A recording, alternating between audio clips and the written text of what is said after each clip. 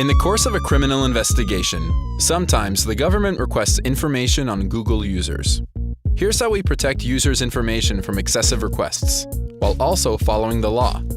Let's say the federal authorities want information from Google about user whodunit22. Google protects your rights by upholding the Fourth Amendment. The law requires authorities to use a search warrant when seeking private content, like email.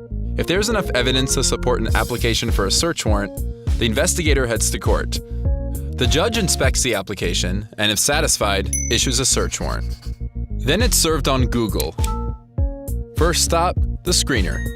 The screener sorts and prioritizes search warrants. If it's an urgent matter like child safety, it's given high priority. Next stop, the producer. The producer examines warrants and protects users by catching errors and determining what information to provide. They fix glitches, so we don't access someone else's account. Sometimes they're illegible, or the username is misspelled, or the request is meant for a different company. Sometimes the data request is so vague and broad, we have to go back, narrow it down, and play catch-up.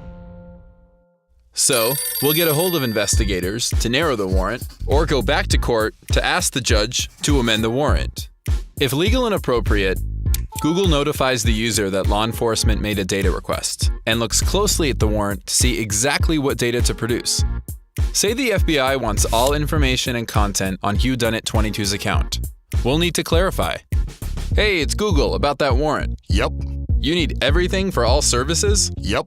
Gmail, YouTube, photos. Everything. That's a lot of information that may not have anything to do with the case.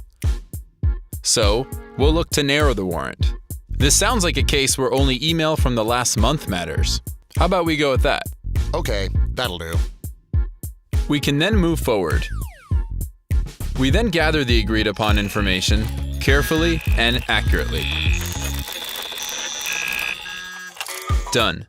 Data is then sent to investigators, along with a certificate of authenticity. Matter close for good? Not yet. We may need to show up in court and present the data. A producer may serve as custodian of records. The custodian of records travels and appears in court. They may travel to authenticate the records, verifying that the data is exactly what Google provided. The records are hereby admitted into evidence. Have a nice flight back. Matter closed. Let's recap. The judge signs the warrant. The screener sorts it. Producer takes over. Oops, there's a problem. Wrong company. Wrong user. Vague request. Broad request. Go back and play catch up.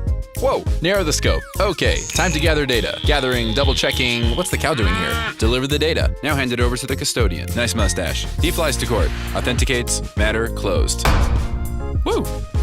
That's how we respond to a US search warrant, while working hard to protect our users' privacy and security.